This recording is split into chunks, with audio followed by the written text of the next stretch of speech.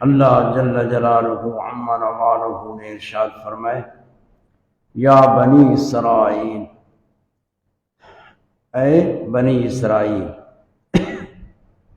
تو بنی اسرائیل حضرت موسیٰ علیہ السلام کی امت کا نام ہے اور آپ کی قوم ہے۔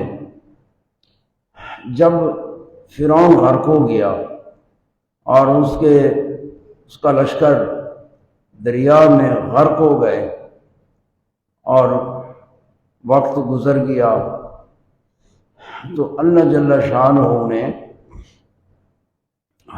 بنی اسرائیل کے اوپر بڑی نعمتیں نازل فرمائیں، ان کو نعمتوں سے نوازا۔ حضرت موسیٰ علیہ السلام کی قوم کو اللہ تعالیٰ نے بڑی نعمتوں سے نوازا۔ قرآن مجید میں اور مقام پر بھی ذکر ہے، جیسے فرمایا وَإِذْ قَالَ مُوسَىٰ لِقَوْمِهِ یا قوم اذکروا نعمت اللہ علیکم اذ جعل فیکم انبیاء وجعل، اور تو یہ نعمتوں کا ذکر ہے، بڑی بڑی نعمتیں، اور اللہ تعالیٰ کے انبیاء اسی قوم میں آئے، اکثر سوائے نبی پاک صلی اللہ علیہ وسلم کے باقی بنی اسرائیل سے تھے۔ اور نعمتیں دنیاوی بھی تھیں، اخروی نعمتیں بھی تھیں۔ اللہ تعالیٰ نے ان نعمتوں کا یہاں ذکر فرمایا، اور نعمتوں کا ذکر اس لیے ہوتا ہے تاکہ بندہ ان نعمتوں کو دیکھے اور اللہ تعالیٰ کا شکریہ ادا کرے اور اطاعت کرے۔ تو ان نعمتوں میں کئی دنیاوی نعمتیں تھیں، کئی اخروی اور دینی نعمتیں تھیں۔ تو پہلے اللہ جل شانہ نے دنیاوی نعمت کو ذکر فرمایا، پھر دنیاوی نعمتوں میں دو ہوتے ہیں، ایک ہے کہ کوئی مصیبت تھی اس کو دفع فرمایا، نجات عطا فرمائی، مصیبت سے نجات دی، دفع ضرر فرمایا، آفات دور کیے، ان سے تکلیفیں دور فرمائیں، اسی کو پہلے ذکر فرمایا۔ اور فرمایا یا بنی اسرائیل قد انجیناکم من عدوکم، اے بنی اسرائیل ہم نے نجات دی تھی تمہیں تمہارے دشمن سے نجات دی تھی۔ وہ دشمن کون تھا؟ فرعون اور اس کی قوم، اور جو انہیں عذاب دیتے تھے۔ قرآن مجید نے دوسرے مقام پر بیان فرمائے یسومونکم سوء العذاب، سوء العذاب بہت کبھی اور برا رسوا کن عذاب دیتے تھے۔ یذبحون ابناءکم، اور ان کے بیٹوں کو ذبح کرتے تھے، اور بچیوں کو، عورتوں کو زندہ رکھتے تھے۔ تو یہ بہت بڑی آزمائش ہے، اور یہ مدت دراز تک ان کے اوپر ہوتا رہا، اور فرعون نے انہیں اپنا غلام بنایا اور حقیر کام ان سے کروائے، حقیر کام، ان کو حقیر رکھا اور اذیتیں پہنچائیں۔ تو اللہ پاک نے یہ ایک نعمت ہے کہ ایسا کبھی دشمن، سخت دشمن جب ہلاک ہوتا ہے تو یہ اللہ تعالیٰ کی نعمت ہے، اور اس سے ضرر دفع ہو جاتا ہے، وہ خوف، وہ ہراس، وہ عذاب سارا دفع ہو گیا۔ اگرچہ ہے دنیا، اور دنیا فانی ہے، اور یہ جتنے بھی تکلیفیں ہوں سب فانی ہیں، ان کی ایک مدت ہے، اس کے بعد ختم ہو جائیں گی۔ لیکن ذکر پہلے فرمایا، اس سے یہ ہے کہ ایک ہے بندے کو کوئی منفعت مل جائے، دنیاوی منفعت، کوئی اچھی نعمتیں مل جائے کھانے پینے کی یا رہنے سہنے کی، امن سلامتی سکون، اور ایک ہے کہ اس سے دفع ضرر ہوا، تکلیف چلی گئی اس سے، یہ مقدم ہوتا ہے، یہ مقدم، اس کو مقدم رکھا گیا۔ ہر بندہ سمجھتا ہے کہ ایک ہے جلب منفعت، دوسرا دفع مضار۔ بھئی جلب منفعت سے دفع مضار مقدم ہے، ساری سہولتوں سے پہلے امن مقدم ہے کہ بندے امن میں ہوں، تکلیفیں دور ہو جائیں۔ اللہ تعالیٰ نے یہاں اسی کا ذکر فرمایا، قد انجیناکم من عدوکم، اللہ تعالیٰ نے تمہیں ایک بہت بڑے تمہارے دشمن سے نجات دی، فرعون اور اس کی قوم سے، کہ ان کو غرق کیا۔ تو یہ ہے دنیاوی نعمت، اور اس سے تکلیفیں ان کی دفع ہو گئیں۔ اسی کو مقدم فرمایا کہ یہ دفع مضار ہے، کہ ہر بندہ سمجھتا ہے کہ اس کو نعمتیں حاصل ہوں تو جانی سکون نہ ہو، جان کا خطرہ ہو، تو وہ نعمتیں اس کو نعمتیں نہیں محسوس ہوتی۔ جب جان خطرے میں ہو، عذاب ہو رہے ہوں، تکلیفیں ہو رہے ہوں، تو اللہ تعالیٰ نے پہلے اس نعمت کا ذکر فرمایا، پھر دوسری نعمت کا ذکر فرمایا، وہ دینی نعمت ہے۔ وَوَعَدْنَاكُمْ، اللہ پاک نے فرمایا کہ ہم نے تمہارے ساتھ وعدہ کیا۔ اللہ تعالیٰ نے وعدہ دیا تھا کہ تورات نازل فرمائے، تورات عطا فرمانے کا وعدہ دیا، کہ قوم نے خود جب نجات ملی دریا نیل سے، باہر نکل گئے، فرعونی غرق ہو گئے، تو خود بنی اسرائیل نے عرض کی تھی موسیٰ علیہ السلام سے کہ ہمارے لیے کوئی کتاب ہو اللہ تعالیٰ کی طرف سے جس میں شریعت لکھی ہو، احکام، اور ہم عمل کریں گے، ٹھیک ہے نا؟ تو حضرت موسیٰ علیہ السلام نے اللہ کی بارگاہ میں دعا کی، التجا کی، اللہ تعالیٰ نے وعدہ دیا، تو اسی کا ذکر ہے۔ تورات، کوہ طور پر تورات اتری، اور حضرت موسیٰ علیہ السلام اس کے الواح، تختوں میں لکھی ہوئی تھی، آپ لے آئے، اور بہت بڑی کتاب ہے، سب سماوی کتابوں سے حجم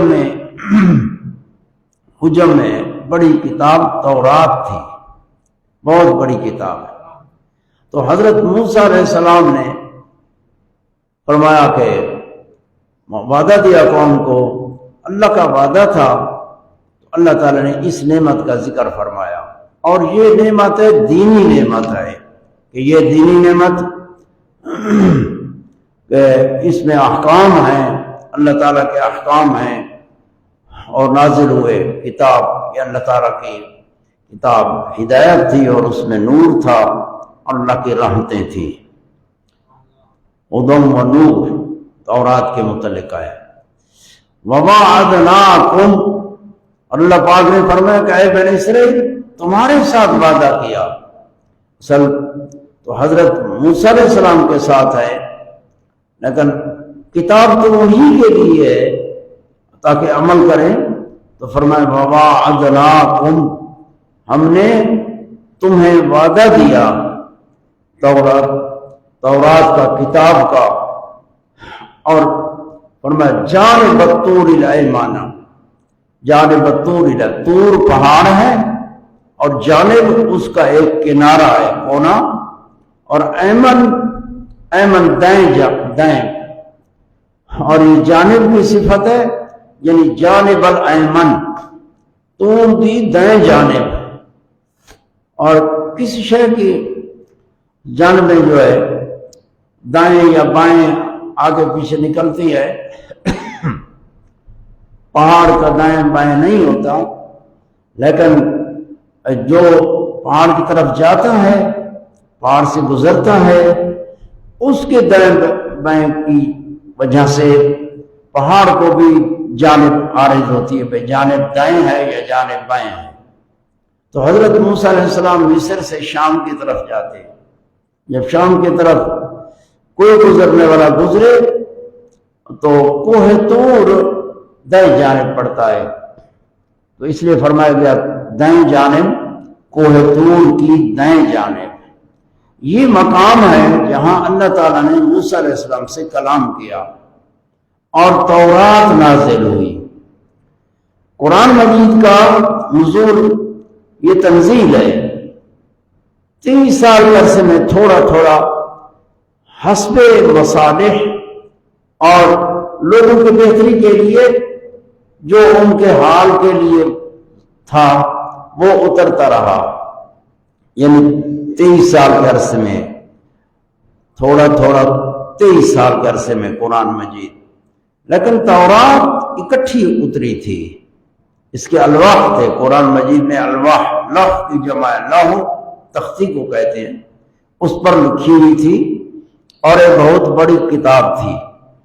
اس مقام میں اللہ تعالیٰ نے حضرت موسیٰ علیہ السلام کے ساتھ کلام کیا اور تورات بھی عطا فرمائی، یہ مقام ہے۔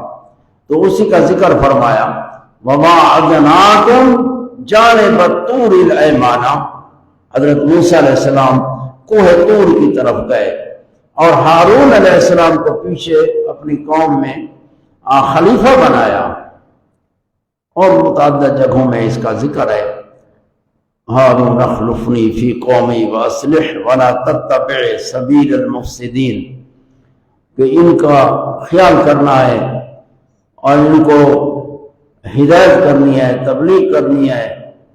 تو حضرت موسیٰ علیہ السلام چلے، اللہ پاک نے فرمایا کہ 30 روزے رکھیں، 30 روزے، حضرت موسیٰ علیہ السلام نے 30 روزے رکھے، پھر حکم آیا کہ 10 اور مزید رکھے، سمجھے نا، یہ اور مقام پر ہے قرآن مجید میں،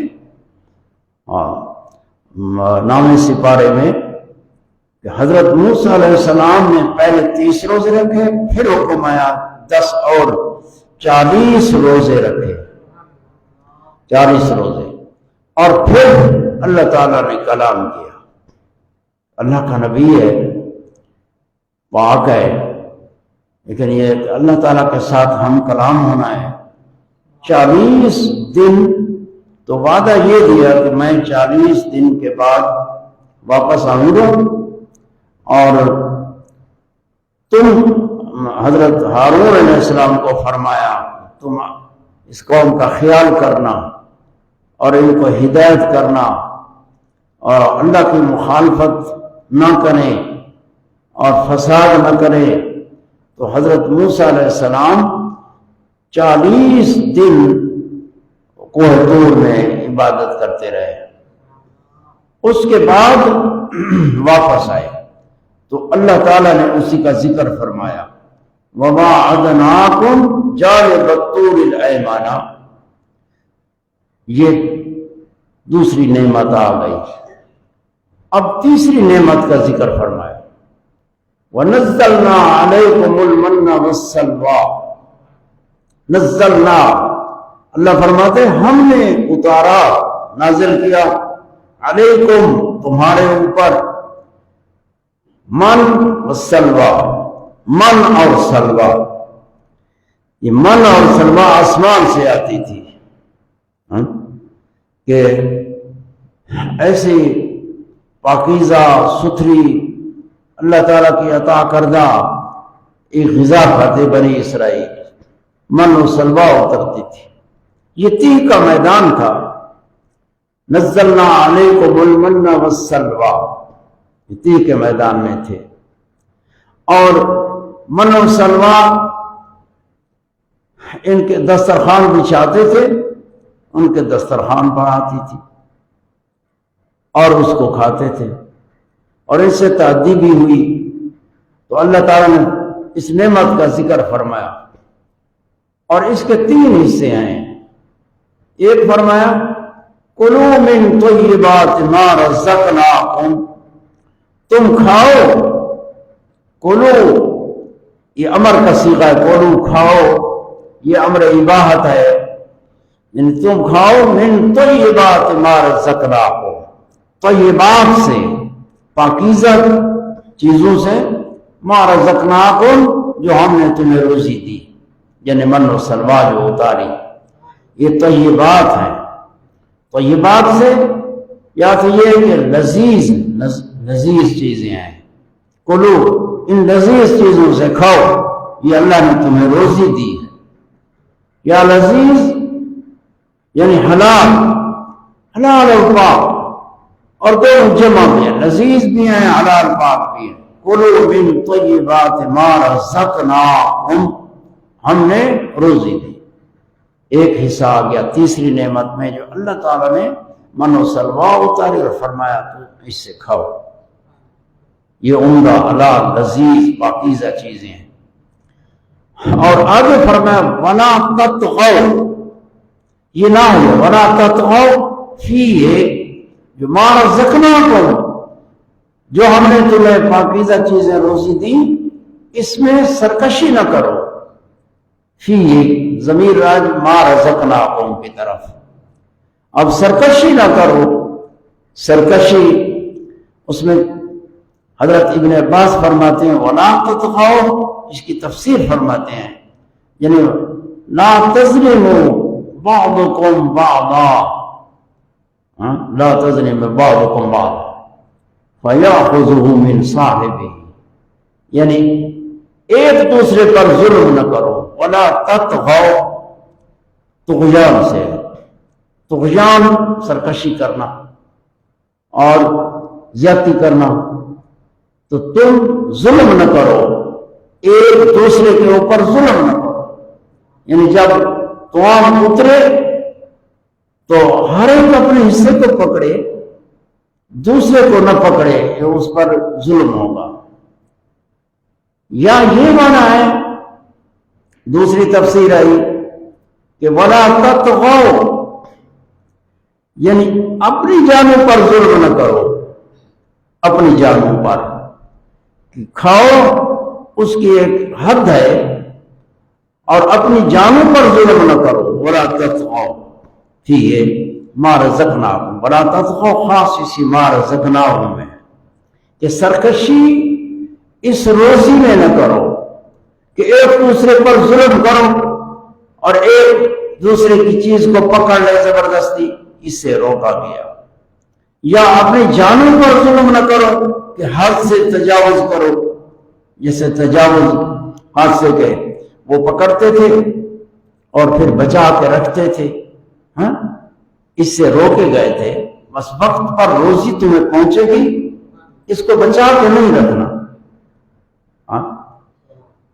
اور دوسرا وَلَا تَطْغَوْا فِيهِ کہ وَلَا تَكْفُرُوا فِيمَا رَزَقْنَاكُمْ، اللہ فرماتا ہے جو ہم نے تمہیں روزی دی اس میں کفر نہ کرو۔ تطغوا کا معنی کفران ہے، کفران نعمت نہ کرو۔ اب کفران نعمت یہ کہ اللہ تعالیٰ کی نعمتوں سے قوت پکڑے اور پھر اس قوت کو نافرمانی میں صرف کرے۔ اللہ تعالیٰ نے مال دیا، صحت دی، اللہ تعالیٰ نے بازو دیے اور طاقت دی، تو اس طاقت کو خدا کی مخالفت میں استعمال نہ کرو، یہ فرمایا گیا۔ وَلَا تَطْغَوْا فِيهِ، اور طغیان نہ کرو، سرکشی، کیونکہ جو سرکشی بندے سے ہوتی ہے تو بندہ زیادتی کرتا ہے، تو یہ زیادتی یا اپنے اوپر کرتا ہے یا دوسرے کے اوپر کرتا ہے۔ دوسرے کے اوپر جو زیادتی کرتا ہے حقیقت یہ بھی اپنی جان پر زیادتی ہے کہ اس کا وبال اسی کے اوپر آنا ہے۔ تو وَلَا تَطْغَوْا فِيهِ، تو لہذا اگر اللہ تعالیٰ نے کسی کو طاقت دی ہے کہ ہر بندے کو اپنی اوسط کی ہے، صحت ہے، مال ہوتا ہے، قوم ہوتی ہے، تو اپنے مال اور قوم یہ اللہ تعالیٰ کی نعمتیں ہیں، ان کو اللہ تعالیٰ کی اطاعت میں صرف کرے، اللہ تعالیٰ کی اطاعت میں صرف کرے، غریبوں کی امداد میں صرف کرے، نادار اور کمزور لوگوں کی مدد کرے، یہ ہوگا، یہ نیکی ہوگی۔ کہ اگر اس طرح ہے کہ مال ہے، اللہ تعالیٰ نے دیا ہے، طاقت دی ہے، اور قوم ہے، زمیندار ہے، فردہ سردہ، اور وہ غریبوں پر ظلم کرے، اس وقت یہ خدا کی نعمت کو خدا کی مخالفت میں استعمال کرنا ہوگا۔ اللہ اس سے منع فرماتا ہے وَلَا تَطْغَوْا فِيهِ۔ پھر ایک دن ایسی نعمتیں چلی جاتی ہے، اللہ تعالیٰ گرفت فرماتا ہے۔ آخر کتنے تک بندہ کسی پر ظلم کر سکتا ہے؟ آخر ظلم کی بھی ایک حد ہے، آخر ایک دن ختم ہونا ہے۔ تو اللہ تعالیٰ کی حکمت پوشیدہ، اگر اس سے بندے کو غرہ نہیں ہونا چاہیے کہ میں کر رہا ہوں، رزق دیا ہے، روزی دی ہے، مال دیا، نعمتیں دی ہیں، یہ ساری اللہ تعالیٰ کا رزق ہے، اس رزق کی وجہ سے تم ظلم نہ کرو، تم سرکشی نہ کرو، تم ناشکری نہ کرو، اور ان نعمتوں کو خدا کی مخالفت میں قوت نہ بناؤ، استعمال میں نہ لے آؤ۔ تو یہ تین معنی اس کے مفسرین کرام نے کیے ہیں۔ وَلَا تَطْغَوْا فِيهِ فَيَحِلَّ عَلَيْكُمْ غَضَبِي۔ یہ اس پر ہے کہ اگر اللہ تعالیٰ کی دی ہوئی نعمت اس سے بندے کو قوت ملتی ہے، اگر سرکشی کی تو فرمایا فَيَحِلُّ عَلَيْكُمْ غَضَبِي، پھر میرا غضب تمہارے اوپر واجب ہوگا۔ حلّ یحلّ، اس کے دو معنی آتے ہیں، ایک حلّ یحلّ، ایک حلّ یحلّ۔ حلّ یحلّ حلول سے، اور ایک حلّ یحلّ حلت سے، وہ حلال جو حرمت کے، حرام کے مقابلے میں ہوتا ہے۔ یہاں یہ ہے حلّ یحلّ یعنی واجبہ، کہتے ہیں نا حل الدین اذا وجب اداؤہ، وجب اداؤہ، ادھر حلّ کا معنی فیحل، حلّ یحل اس کا معنی ہے واجبہ، اگر تم سرکشی کرو گے اللہ پاک نے فرمایا ہے تو میرا غضب تمہارے اوپر واجب ہو جائے گا۔ وجوب کا معنی ثبوت، ثابت ہو جائے گا، تو تمہارے اوپر میرا غضب۔ اور دوسرا معنی ہوتا ہے کہ حلّ یحلّ اس معنی کے اعتبار سے ہوتا ہے اترنا، میرا غضب اترے گا تمہارے اوپر، غضب اترے گا۔ اترنا اجسام سے تعلق رکھتا ہے، تو یہ یعنی اللہ تعالیٰ کا غضب اجسام سے نہیں ہے، یہ خدا تعالیٰ کا یعنی انتقام ہے، جو سزا ہے اس بندے نافرمان کو جو خدا کی نعمتوں کی ناشکری کرتا ہے۔ ایک وقت آتا ہے کہ اس پر خدا کا غضب اس کے اوپر آتا ہے، تو فرمایا وَلَا تَطْغَوْا فِيهِ فَيَحِلَّ عَلَيْكُمْ غَضَبِي۔ آگے فرمایا وَمَنْ يَحْلِلْ عَلَيْهِ غَضَبِي، وَمَنْ يَحْلِلْ عَلَيْهِ غَضَبِي، جس پر میرا غضب اترا، یا میرا غضب جس پر واجب ہو گیا، فقد ہوا، وَمَنْ يَحْلِلْ عَلَيْهِ غَضَبِي فقد ہوا، ہوا کا معنی ہلاکا، بس وہ ہلاک ہو گیا، جس پر خدا کا غضب اترا وہ ہلاک ہو گیا۔ اللہ تعالیٰ غضب سے پناہ عطا فرمائے۔ نعوذ باللہ من غضبہ، اللہ کے غضب سے پناہ کرتے ہیں۔ جب بھی یہ آیات مبارکہ آئے نا اس طرح، تو بندہ جو ہے نا دوزخ کا ذکر ہو، غضب کا ذکر ہو، پناہ پکڑے۔ قرآن مجید کی تلاوت کر رہا ہو اس جگہ بھی پناہ پکڑے۔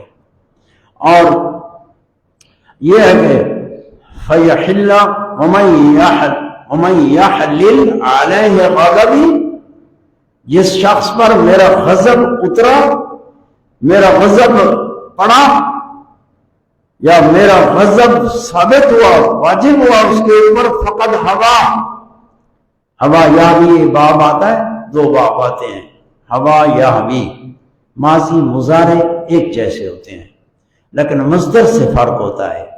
ہوا یاوی، ہوا یاوی، ہوین، ہوین، ہوین مانا ہو، ایک ہوتا ہے ہوا یاوی ہمن، ہوا یاوی اس کا معنی خواہش والا ہوتا ہے، لیکن ہوا یاوی ہوین اس کا معنی سکوت والا ہوتا ہے۔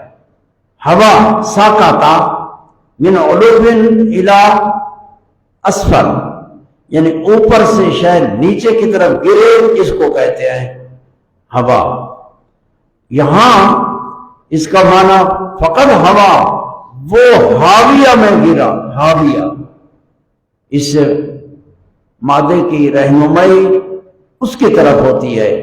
فقط ہوا یعنی حاویہ میں گرا، اوپر سے نیچے کی طرف، حاویہ، حاویہ، وما ادراک ما ہیہ نا، جیسے قرآن مجید میں ہے حاویہ، اور یہ دوزخ کا نام ہے، بہت سخت دوزخ کا یہ طبقہ ہے، حاویہ اس کا نام ہے۔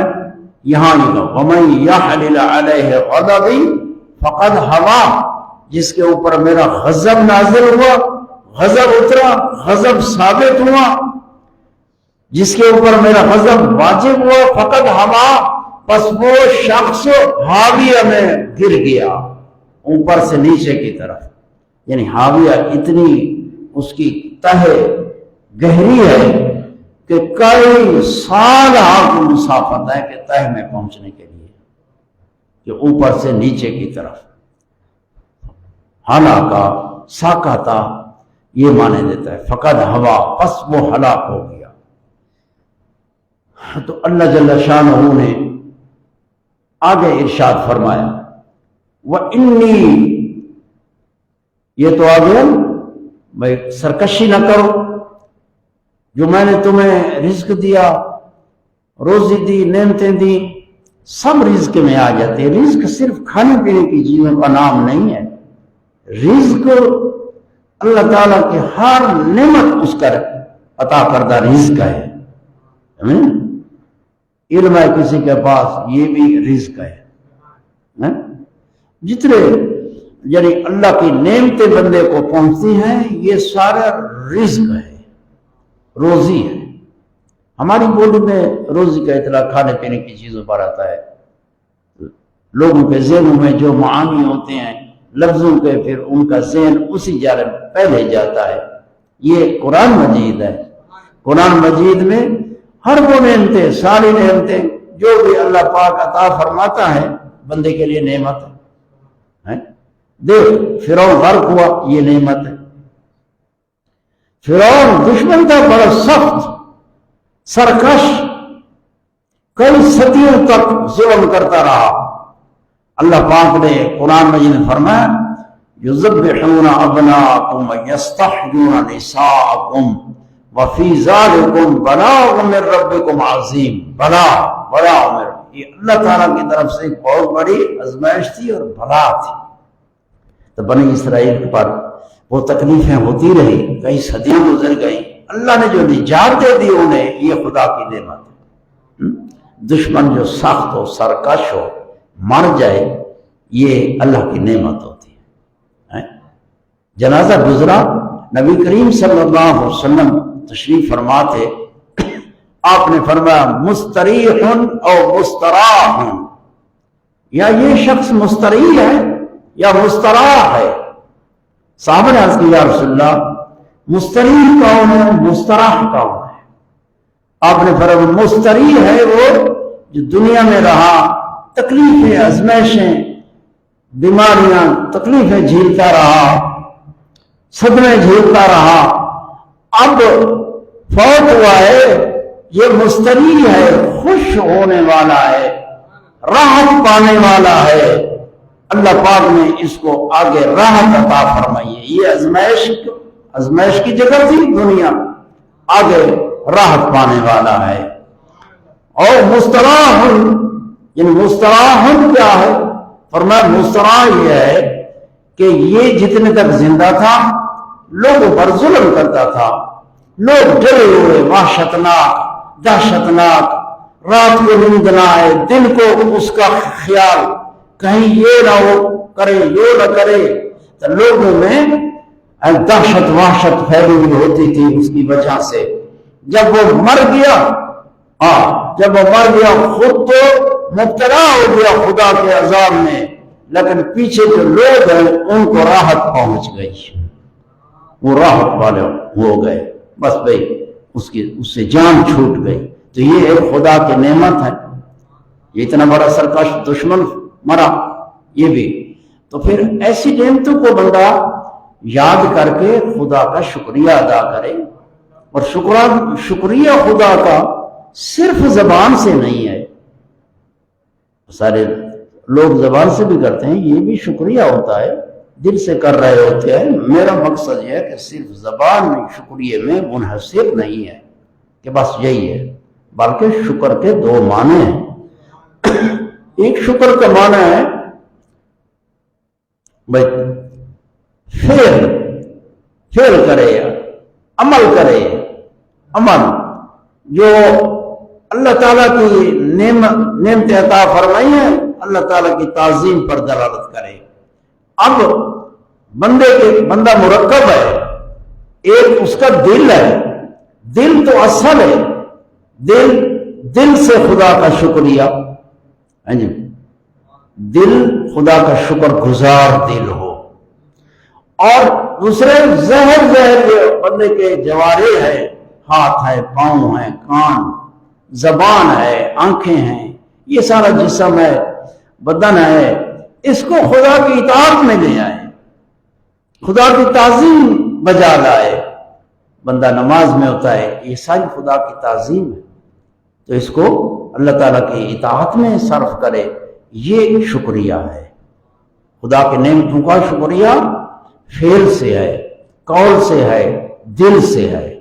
جیسے ایمان ہے نا، اقرار باللسان و تصدیق بالقلب، بھئی اقرار کرے زبان سے بھی اور تصدیق دل سے، اور اعمال صالحہ جوارے سے، یہ ایمان کامل ہوتا ہے، اس سے ایمان کامل بنتا ہے۔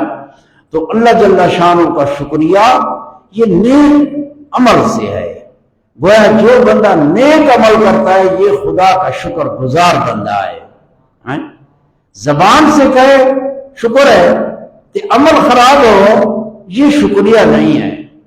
شکریہ یہ ہے کہ عمل بھی اس کی اطاعت میں، اللہ تعالیٰ کے رضا جوئی میں عمل کرے، تاکہ خدا کی تعظیم اور تعظیم بجا رہے، تاکہ صحیح شکر گزار بندہ ہو۔ اور فرمایا وَإِنِّي لَغَفَّارٌ لِمَنْ تَابَ، چونکہ عذاب کا ذکر آیا، فَيَحِلُّ عَلَيْهِ غَضَبِي، کہ اس پر میرا غضب اترے گا، جس نے سرکشی کی۔ تو آگے اللہ تعالیٰ نے مغفرت کا ذکر فرمایا، یہ قرآن مجید ہے، اللہ تعالیٰ کا کلام ہے، اور بندے خدا کے بندے ہیں۔ اللہ پاک نے فرمایا وَإِنِّي، اور بے شک میں، لَغَفَّارٌ لِمَنْ تَابَ، جس نے توبہ کی میں غفار ہوں، اس کے لیے میں غفار ہوں۔ لمن تاب وآمن، اور ایمان لایا، وعمل صالحا، اور اعمال اچھے کیے، وعمل صالحا ثم اهتدى، پھر ہدایت یافتہ ہو گیا۔ یہ قرآن مجید پڑھا کرو، تلاوت کیا کرو، اور اس میں یعنی مان میں تدبر دیکھ۔ اللہ تعالیٰ نے یہاں غفار صفت کا ذکر فرمایا ہے۔ اللہ تعالیٰ کی صفات، تین صفات اس مادے سے، غفران، مغفرت، یغفر الذنوب، فغفرنا له،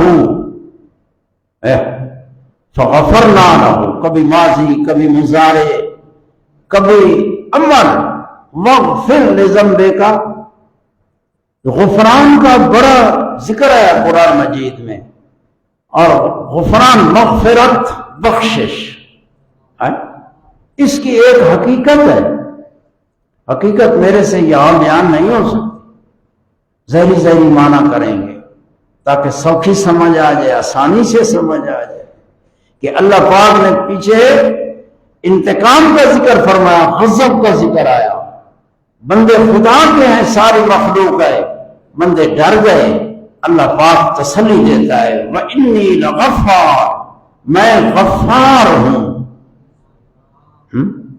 میں غفار ہوں، کس کے لیے؟ فرمایا لمن تابا، جس نے توبہ کی، اب اس سے ظلم ہوئے، زیادتیاں ہوئی، سرکشی ہوئی، لیکن اللہ تعالیٰ کی بارگاہ میں رجوع کرتا ہے، پشیمان ہوتا ہے، ندامت کرتا ہے، سر نگو ہوتا ہے رب کے سامنے، اللہ فرماتے ہیں انی لغفار، میں غفار ہوں۔ کتنی تسلی، کتنی بندے کے دل کو ٹیک مل جاتی ہے جب اس کے غضب کا ذکر آیا اور ہلاکت کا ذکر آیا، اور یہ ذکر آیا کہ وہ حاویہ دوزخ کا نام ہے، حاویہ میں گر گیا، وہ تو حاویہ میں گرا جس نے ایسی سرکشی کی، خدا کا غضب اترا، تو فرمایا وَإِنِّي لَغَفَّارٌ۔ خدا کے تین، اس مغفرت سے تین اسماء قرآن مجید میں آئے، ایک غافر، ایک غفور، ایک غفار۔ غافر جیسے فرمایا غافر الذنب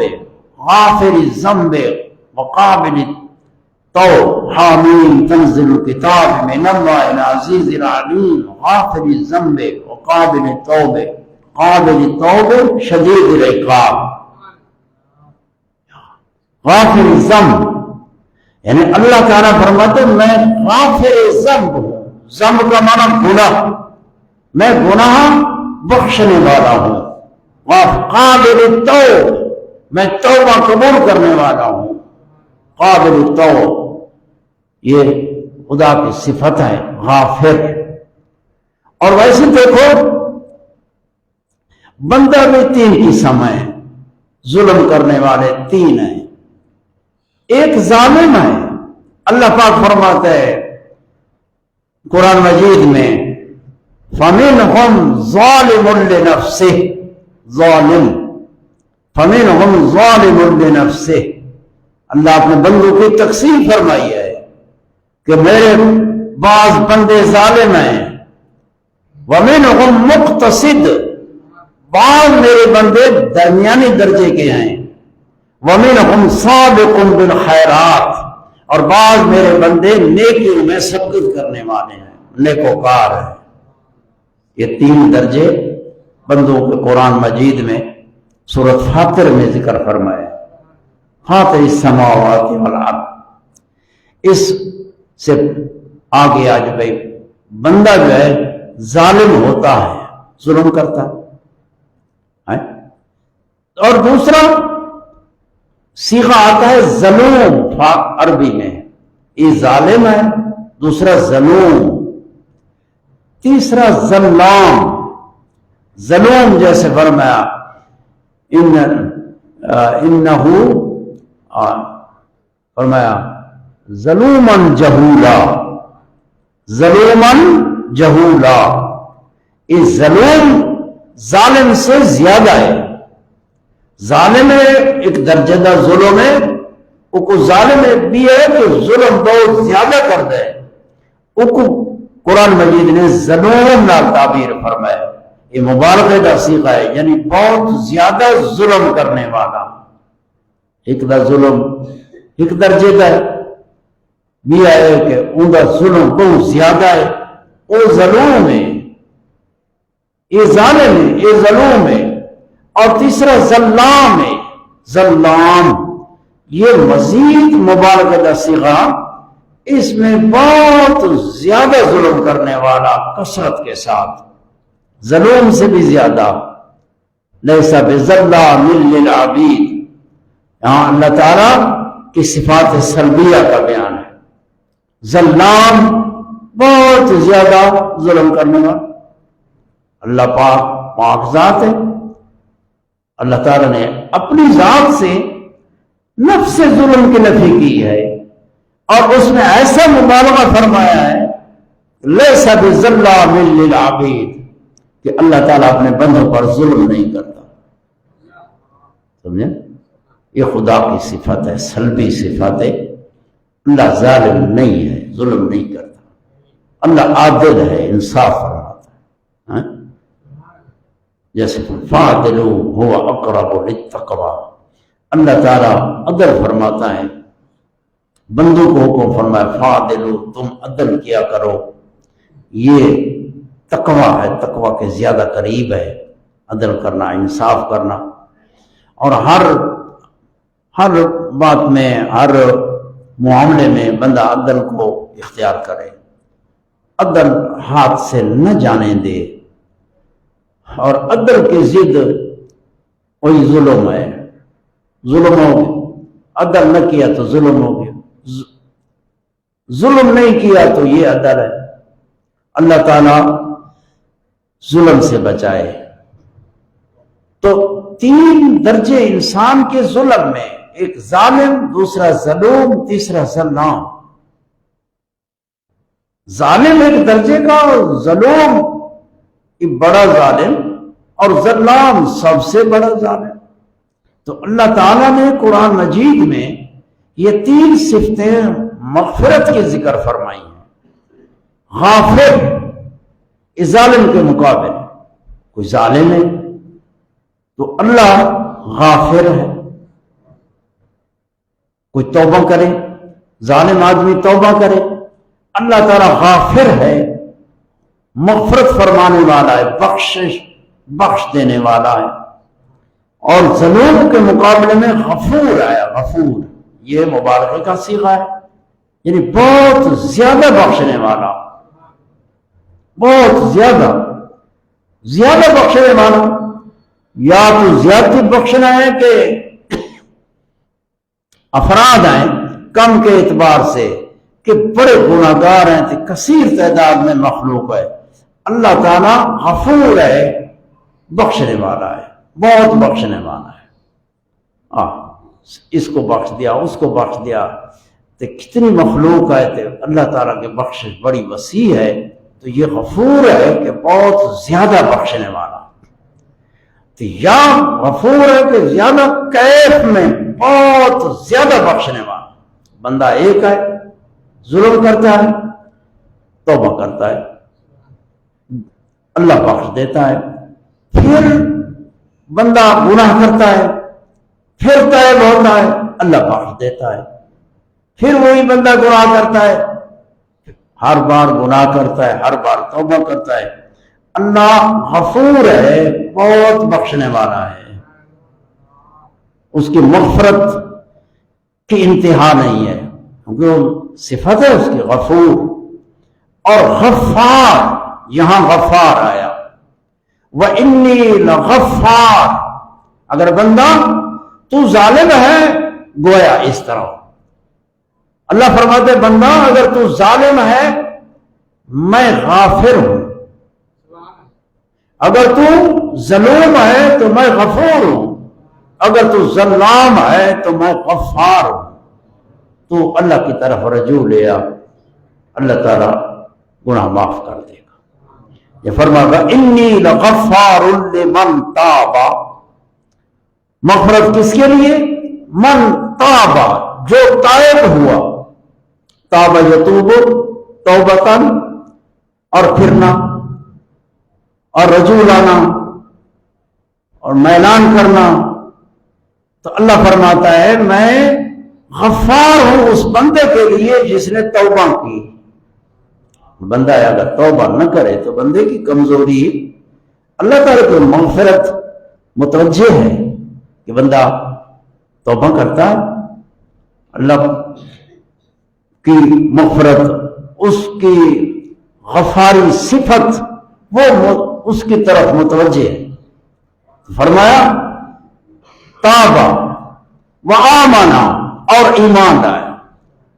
مثلا ساری زندگی گزری کفر میں گزری، خدا کی نافرمانی میں گزری، اور وہ ایمان لے آتا ہے، اللہ فرماتا ہے انی لغفار، میں غفار ہوں، اس کا سارا کفر بس تجب عفو ہو جائے گا، وہ درگزر ہو جائے گا۔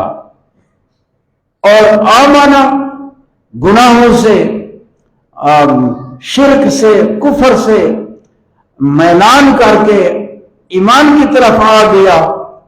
شرک اور کفر میں جتنے گناہ تھے، خود شرک کفر کا اللہ تعالی نے درگزر کر دیا۔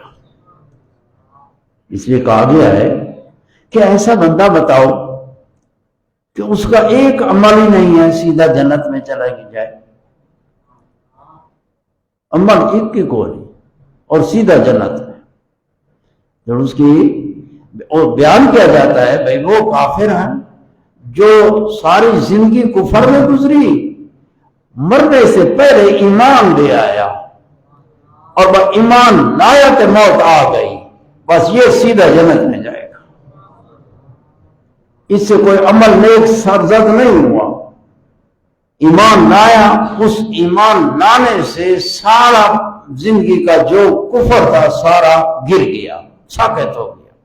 نبی پاک صلی اللہ علیہ وسلم نے ارشاد فرمایا، جب صحابہ کرام آتے تھے تو جاہلیت کا زمانہ بھی گزرا تھا، تو جاہلیت کے عادات اطوار بھی دیکھے تھے جاہلیت کے دور میں، تو پھر پوچھتے تھے کہ ہم ایمان لائیں تو ہمارا یہ ماضی کا جو حالات ہیں یہ معاف ہو جائیں گے؟ تو حضور کریم صلی اللہ علیہ وسلم نے فرمایا الاسلام یہدم ما قبلہ، اسلام جو ہے ما قبل گناہوں کو ساقط کر دیتا ہے۔ چنانچہ ایک ہے نا حضرت امیر حمزہ رضی اللہ تعالیٰ عنہ کو شہید کیا تھا حضور کے چچے کو جنگ احد میں، اور اس کا نام وحشی تھا، وحشی۔ جب حضور کے پاس آیا تو یہی عرض کی تھی کہ میرے گناہ معاف ہوں گے اگر میں ایمان لے آؤں۔ تو جاہلیت کے دور میں نے یعنی ایسے شخص کو شہید کیا، قتل کیا جو خیر الناس تھا، جو لوگوں میں بہت افضل تھا، بہت اعلیٰ درجے کا تھا، میرا جاہلیت کا دور تھا۔ تو حضور کریم صلی اللہ علیہ وسلم نے فرمایا الاسلام یہدم ما قبلہ، یہ اسلام لے آنا توبہ ہے، بس توبہ ہو گئی تو اللہ فرماتا ہے انی لغفار لمن تابا، میں غفار ہوں یعنی بہت زیادہ بخشنے والا ہوں، لمن تابا جو توبہ طیب ہوا، وآمنا وعملا عملا صالحا، یہ توبہ کی ایمان لایا، توبہ کی پشمان ہوا، کفر کو چھوڑا، توبہ کی گناہوں کو چھوڑا، ایمان لے آیا۔ یہ اس کے متعلق ہے جو ایمان لاتے ہیں پھر ایمان پر ثابت قدم رہتے ہیں۔ آمنا وعمل صالحا، اور عمل کیے اچھے، عمل اچھے یعنی ایمان بھی عمل اچھے۔ اور یہاں واو عاطفہ کے ساتھ آیا تو یہ دلیل ہے اہل سنت والجماعت کی کہ اعمال نیک اعمال یہ ایمان سے خارج ہیں۔ ایمان علیحدہ شے ہے، اعمال صالح نیک یہ علیحدہ شے ہے۔ اور خوارج نے اعمال کو ایمان کی جز بنایا، معتزلہ نے بھی جز بنایا، لیکن اہل سنت جماعت کے نزدیک ایمان یہ علیحدہ حقیقت ہے، یہ دل کا فعل ہے۔ اقرار زبان سے اقرار کا نام ہے اور دل سے ماننے کا نام ہے، تصدیق بالقلب ہے، و ایمان اس کا نام ہے۔ اقرار باللسان، تصدیق بالقلب، اقرار کرے زبان سے اور تصدیق کرے دل سے مانے، تصدیق دل سے ماننا، یہ دل کی تصدیق ہے، بس یہ ایمان ہے۔ آگے اعمال کا درجہ ہے، نماز، روزہ، حج، زکوٰۃ، نیک اعمال، یہ اعمال ایمان سے علیحدہ شے ہے۔ ہاں ایمان جو ہے اعمال نیک کرے گا تو ایمان مضبوط ہوگا، قوت پکڑے گا۔ اگر ایمان ہے لیکن گناہ کرتا ہے، اعمال اچھے نہیں ہیں، ایمان تو ہوگا لیکن کمزور ہوگا۔ اس واسطے آخر کہا جاتا ہے یہ بڑا ضعیف ایمان ہے، یہ ضعیف ایمان ہے، یہ کبھی ایمان ہے۔ تو ایمان ضعف کو قبول کرتا ہے، کبھی قوت کو قبول کرتا ہے۔ ایمان کبھی بھی ہوتا ہے، نیکوکار لوگوں کے، صالحین کے ایمان کبھی ہوتے ہیں۔ عام آدمی کا ایمان اپنے درجے میں ہوتا ہے، لیکن اعمال کرے گا نیک تو ایمان اس کا مضبوط ہوگا اور پختہ قوت والا ایمان ہوگا۔ اور فرمایا ثم اہتدی، پھر ہدایت یافتہ ہو گیا۔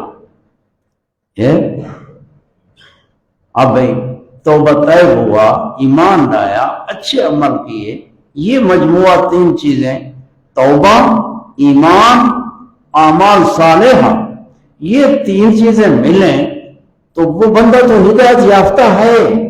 اللہ پاک فرماتے ہیں ثم اہتدی، پھر ہدایت یافتہ ہوا۔ تو تم چونکہ ماحول نہیں، قرآن مجید کا مطالعہ، قرآن مجید کا تم نے علم حاصل نہیں کیا، کس کا علم حاصل کیا؟ قرآن مجید ہمارے مسلمان کئی تو وہ ہے جنہیں ناظرے بھی نہیں آتا، یہ حال ہے۔ تو میں جو بیان کرنے لگا ہوں یہ اس پر مبنی ہے کہ کوئی قرآن مجید کے معنی کو جانے۔ کہ قرآن مجید کے معنی ترجموں میں نہیں ہے، یہ ترجمے پتہ نہیں کیوں لکھے گئے، ہاں ترجمے لکھے گئے تو لوگوں میں اختلاف پڑ گیا۔ یہ ترجمے اردو کی کتابیں یہ کچھ نہیں ہے، ان کا فائدہ یہ تنازع پیدا ہوئے ہیں۔ یہ جو قرآن مجید ہے عربی میں ہے اور تفسیر عربی میں ہے، ان میں کوئی تنازع نہیں ہے، لہذا ہمیں جب اس جگہ تک پہنچیں گے ادھر کوئی تنازع نہیں ہے۔ یہ تنازع تمہارے ذہنوں میں ہیں، تمہارے آس پاس ہیں، اور یہ اردو کی وجہ سے ہیں۔ جب سے اردو آئی تب سے یہ تنازع جھگڑے پیدا ہوئے، کتابوں میں نہیں ہے، سمجھے نا پہ؟ لہذا ہر بندہ اردو خان کوئی نہ کوئی ترجمہ اٹھا کے یا کوئی ترجمہ اٹھا کے تے وہ پڑھ کے تے وہ آتے میں عالم بن گیا، یہ عالم نہیں ہے۔ علماء سے پوچھو عالم کون ہوتا ہے، اس کو کتنے مراتب طے کرنے ہوتے ہیں، پھر جا کے تو کچھ حاصل ہوتا ہے، کچھ ٹکڑا ملتا ہے۔ ایسے نہیں ہے تو کہے میں سرانے دے ٹیک لگ کے حلوہ کھا کے کتاب ترجمہ مطالعہ کیتے یہ لکھا پائے یہ لکھا پائے، کھ نہیں آندا، وہ سمجھ نہیں آندا، اس کے علم کا اعتبار نہیں ہے۔ میں یہ بات اس لیے کہنا چاہتا ہوں کہ ہمارے لوگ سستی کا شکار ہو گئے، انہوں ترجمے پکڑ لیے، علم کی تحصیل جو ہے وہ چھوڑ دی۔ لہذا علم کی تحصیل کرو، علماء سے پڑھو، سفر کرو، یہ ہمارے بزرگان دین کا طریقہ رہا ہے۔ افغانستان سے ہمارے اساتذہ علماء یہ ہندوستان تک پیدل چل کے جاتے تھے، پیدل سفر ہوتے تھے، اور علم حاصل کرتے تھے. کتنا مطلب محنتیں مشقتیں جھیلیں اٹھائیں حاصل کیا. تو میں جو بیان کرنے لگا ہوں وہ اس ثم اہتدی ہے، اور ثم تراخی کے لیے آتا ہے. بھائی ثم کا جو ما قبل ہے وہ پہلے ہے ایک زمانہ، پھر اس کے بعد زمانے میں یہ بات ہے جو ثم کے بعد ہے. جب فرمایا انی لغفار لمن تاب، جس نے توبہ کی، وآمن ایمان لایا، وعمل صالحا اور اچھے عمل کیے. یہ تین آ گئے نا چیزیں، توبہ، ایمان، اچھا عمل. بس یہی تو بندہ ہدایت یافتہ ہے. اللہ پاک فرماتے ہیں ثم اہتدی، پھر ہدایت یافتہ ہوا. اب اس کا معنی اردو خان سمجھے گا؟ کوشش کرے. تو یہاں ثم جو ذکر فرمایا یہ قرآن ہے، قرآن دے معانی ہیں، قرآن دے اسرار ہیں. ثم کا ذکر فرمایا یہ تعلیم ہے کہ توبہ صرف اور ایمان لے آنا اور عمل کرنا فی الحال یہ نجات آخرت کے لیے کافی نہیں ہے کہ کوئی ایک وقت میں توبہ طیب ہو گیا، ایمان لے آیا، اور فی الحال حال کے زمانے میں وہ کیا ہوا، عمل اچھے کیے. ثم اہتدی کا معنی ہمیں یہ رہنمائی دیتا ہے کہ یہ توبہ، ایمان، عمل صالح موت تک باقی رہے. اس کو کہتے ہیں استقامت. ثم اہتدی، پھر استقامت اختیار کی، دوام کیا اسی ایمان پر، توبہ پر، عمل صالح پر دوام برتا. ثم اہتدی، جیسے قرآن مجید نے فرمایا ان الذین قالوا ربنا اللہ، بے شک وہ لوگ جنہوں نے پڑھا، قول کیا ربنا اللہ، رب ہمارا اللہ ہے. ثم استقاموا، پھر ثابت قدم رہے، پھر ثابت قدم موت تک. اس ثم اہتدی میں یہ بیان فرمایا. اور دوسرا ثم اہتدی یعنی ایمان لے آیا اور عمل اچھے کیے، توبہ طیب ہوا، ثم اہتدی. پھر یعنی ایک ہے ہمارا ظاہر اور ایک ہے ہمارا اندر باطن. ثم اہتدی باطن کی تطہیر کی طرف ہمیں تعلیم دیتا ہے کہ باطن کو پاک کیا، اور باطن کو یعنی جس کو یہ تو شریعت ہے، ظاہر شریعت ہے. ثم اہتدی، پھر باطن کو پاک کیا اور قلب کو پاک کیا.